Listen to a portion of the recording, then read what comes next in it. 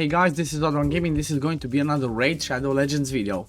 So today we're going to talk again about the Hydra clan boss. Currently you have the rotation number 6, which has as the starting heads, the head of Torment, head of Decay, head of Mischief, and the head of Wrath. Like, from my point of view, that's maybe arguably the hardest rotation, because the ones that you have to tackle in general that are the hardest are Mischief, Torment, and Decay. Decay because obviously he cleanses all the debuffs you place on him, not on him. He places all the debuffs, he cleanses all the debuffs on all the other heads, plus he can cleanse the one that has the lowest HP and then give him a shield that can be really annoying, that life barrier.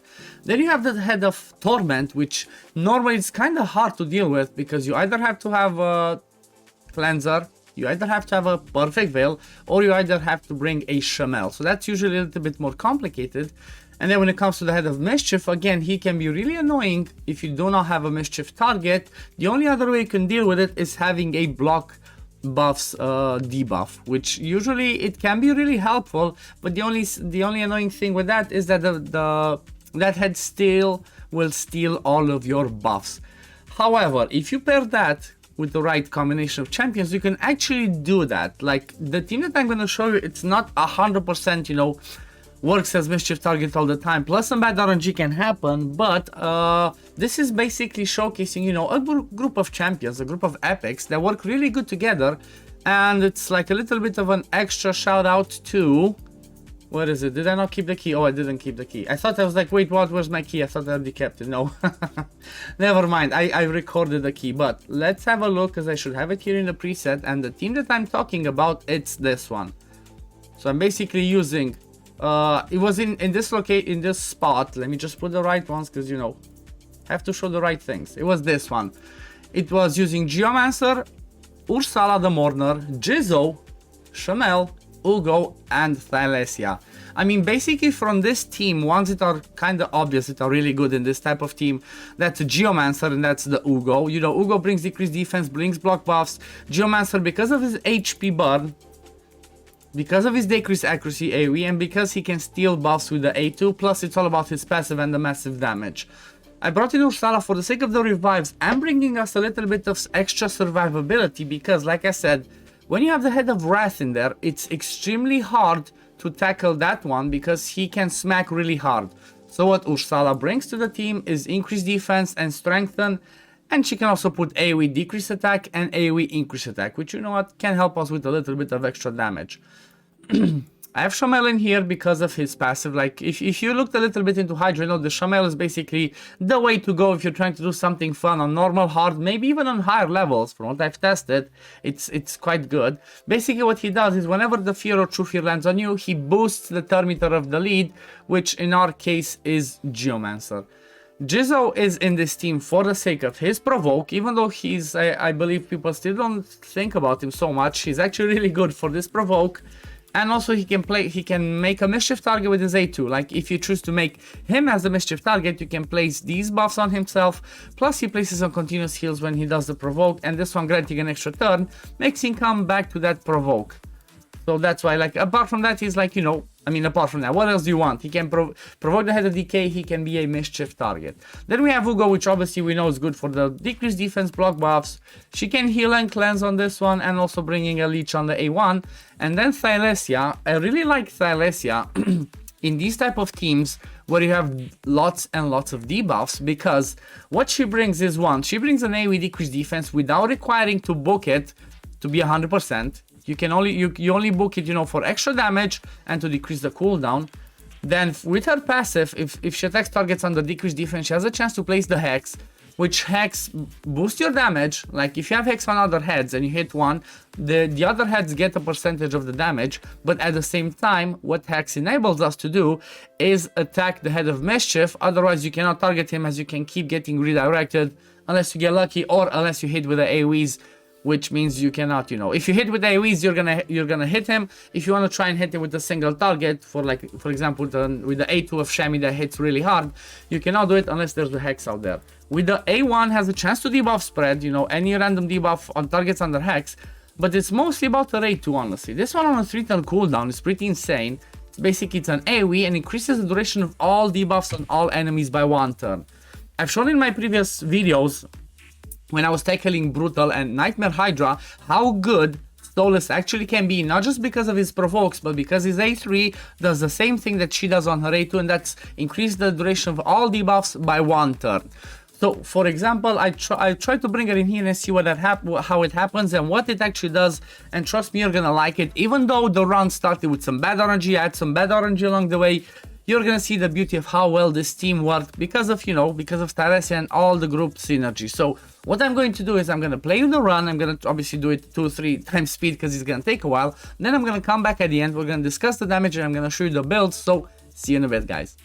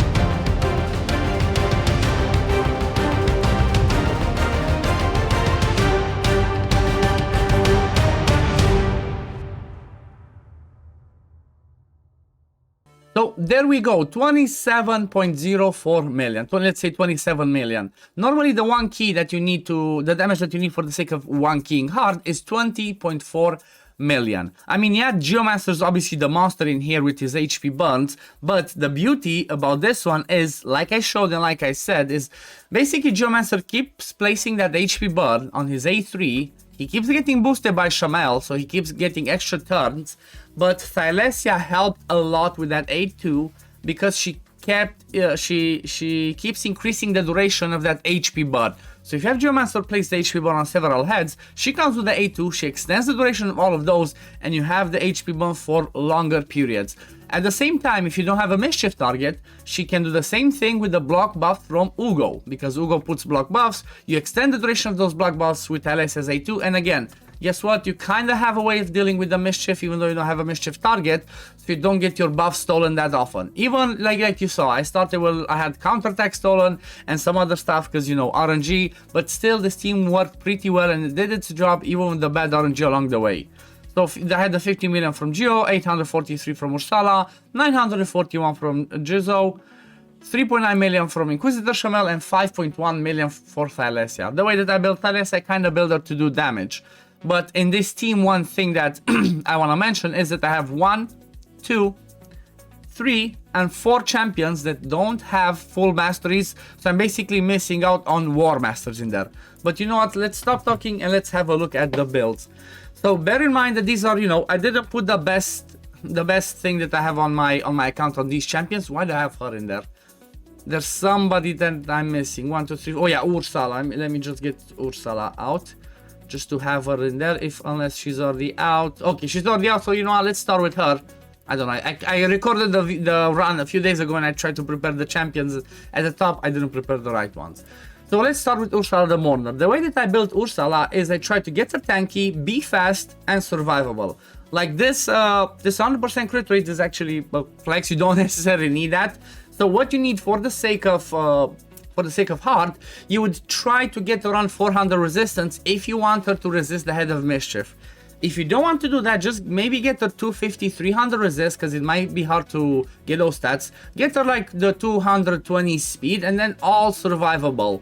If you can get around 200 accuracy on her, that would not be a bad idea, because like I said, she can place the decreased attack as well. The masteries that I have on her are this. Like I said, don't even have masteries. I would come all the way to War Master, and then I would take Lasting Gifts and Master Hexer on her, as well as Rapid Response plus Arcane Celerity. These are the masteries that I take for PV content for champions that have lots of buffs and debuffs. Then if you go to the next one, she's obviously a reviver, so you want to try and get her to survive. I put her in Relentless because I want her to go more often if possible. If not, just get her in double, triple immortal, regen plus some speed, or regen plus perception, depends what you need to hit the stats. Normally you kind of need to hit those stats, you don't necessarily want to go for stuff like this on her. Just hit the stats and make sure that she doesn't die. Then Jizzo, I have, honestly, he's gonna be built a little bit overkill because I used to use him in Brutal, but what you need on him is, again, you need around 400 resist, because if you're gonna try to have him as a mischief target, then he needs to have 400 plus resist to resist the Head of Mischief. And then again, accuracy is a bit overkill. For accuracy, the same. I need around, I think for the sake of hard, you need around 200 or 250 max to provoke the Head of DK, because that's all the debuffs he's gonna do. Then again, you want him to try be decently fast, and then survivable, because he's gonna keep getting those hits from the Head of Mischief. Then masteries on him. This is one of the masteries that I did like this on purpose, because I wanted to show that, like, you know, even if you cannot get War Master on everybody else and you have to choose some different masteries, you can go like I did. Just give Jizzo the resist masteries in order to hit that high resist threshold that you need, because you might not have the gear to do it, but getting that extra 50 from here and an extra 10 from here can actually help. You don't necessarily have to have him in reflex, you know, like I put in reflex because I could do that. You can have him in random sets, and then maybe if you have like some resistance, perception, and speed sets, then Lord of Steel helps you even more because it can boost those base stats. Then the next one was Inquisitor Shamel. Actually, Inquisitor Shamel, I had him from like a while back in a Toxic with damage. It's like, you know, he might be a little bit high stats. Don't care about accuracy. Don't really care about the resist. If you can get some resist on him, that's fine. If you have a bit of accuracy as well, it's fine. Because every time he counterattacks with the A1, he can remove a buff. But you don't really care. You basically want to get him in there in a damage set to have him decently survivable. so that he helps you out with the damage, because otherwise if you have somebody like a Geomancer gets eaten, you only have Thylessia as a damage dealer, you kind of need a bit of backup, and that's where Inquisitor Shamel comes in. The reason why I liked him in Toxic, and what tactic you can use with him in the Toxic set is, you attack the Head of Torment, try to not place decreased defense on him, like it's gonna be hard with, you know, Ugo doing the decreased defense and block buffs on the same skills, but try not to get the decreased defense on him, try to get the full debuff bar of the Torment to have Toxics in the area, you know, the little techs, have 10 of them, or even you have decreased attack, just don't get decreased defense or weaken, that's all I'm saying. Get every other debuff in there, and then come with the A2 from Thylessia to extend it, and then basically that head's gonna die last, so you can keep targeting that head without that head dying first, and you can keep getting your turn meter boosted for your Geomancer to keep going and going and going. That's why, like, you know, the Toxic set tactic is used on Shammy, to just keep that Head of Torment alive for as long as possible. Then if we go over, so again, let me show you, barely started the masteries for Shamel, so again, I'm missing out on War Master or Giant Slayer. I prefer Giant Slayer on him, because he keeps counterattacking, but yeah, I missed out on some damage here. Then I had Geomancer in a Taunting. I wanted to have sort of a backup provoke in case Jizzo gets eaten, or in case, you know, Jizzo gets resisted. Like we saw, he got lots of time resisted. So having the Taunting set gives you, you know, that 30% chance every time he attacks to do the provoke. And the reason why I like it on Geomancer is because he has an AoE A1. So obviously every time he does that A1, he attacks everybody else, but has a chance to provoke that head of mischief. Also had one random Ring of Revenge, because guess what? Again, another chance to counterattack, which, you know, sometimes it can come in clutch. Again, I don't have full masteries here. I'm missing out on damage again because I don't have the War Master. But yeah, I would come down the War Master way and then finish with Sniper and Master Hexer. And these are the stats that I had on him: 230 speed, almost 100% crit rate. You know, the 220, I could boost this maybe like 250, 300, but like 226, it seemed like it was good enough to land his debuffs. 250 resist, it's like I just randomly got it. I don't have crazy taunting, so whatever I had, I just put on him just for the sake of the video, and after that get him survivable. Don't care about him necessarily doing damage with crit rate and crit damage, because most of his damage comes from the A3 and from the War Master if you're gonna have War Master on him. Then my Ugo number 3, again, no masteries. I have no Relentless. I even forgot to put the banner on her. Look at this. It's like, even though I have a banner on her, she's pretty slow. 300 accuracy again. Some resist. This is again like a little bit overkill. You just want to hit that minimum threshold. Yeah, I'm not trying to show like get everybody 400 resist to resist the Head of Mischief, because that's, you know, that's kind of hard. But if you can get like the 200, 250 accuracy and around 200 resist, you might be able, with a decreased accuracy from Geomancer, you might be able to resist maybe even Mischief, but most of the other debuffs. And for the sake of Ugo, you want Ugo to be like faster than this. I think I had a banner that I took off, and had my Ugo like around to maybe like 210 speed, and then you want as much HP as possible on Ugo, because Ugo's heal all depends on this A3. The more HP she has, the more she heals for. And then the last one, the one that I put on the thumbnail, and I wanted to show like even though it's like the damage didn't do her, you know, didn't do her justice for what I wanted to show. Even though she's in a damage build, she's kind of hard to keep alive, because look at this base HP, that's kind of painful. However, with the right support around her, she can do some decently good job. So I have her 200 speed, 100% crit rate, 203 crit damage, 250 accuracy, 210 resist, and then, you know, I just specifically put an HP chest on her to try and keep her alive. And then these are the masteries that I got on her, because I want her obviously to go I wanted to go with that A2 specifically. The A3 as well, yeah, because it's another AoE and does decrease defense, but I want that A2 to keep extending those debuffs. That's why I got her in a reflex set. You know, this is my leftover reflex set, which hopefully is relatable to you guys, you know, because I don't want to show a team for hard using, you know, only epics, and then I put my endgame gear, because it's obviously not gonna be relatable. I also have my Great Hall that's max, so, you know, I try to keep it with, you know, like I said, my leftover gear when I show stuff like that. But yeah, overall, I really like this team. I really liked the way that this team actually works, and this type of team usually works really good when you have the Torment in the starting rotation because of Inquisitor Shamel, because it helps everybody else boost in there.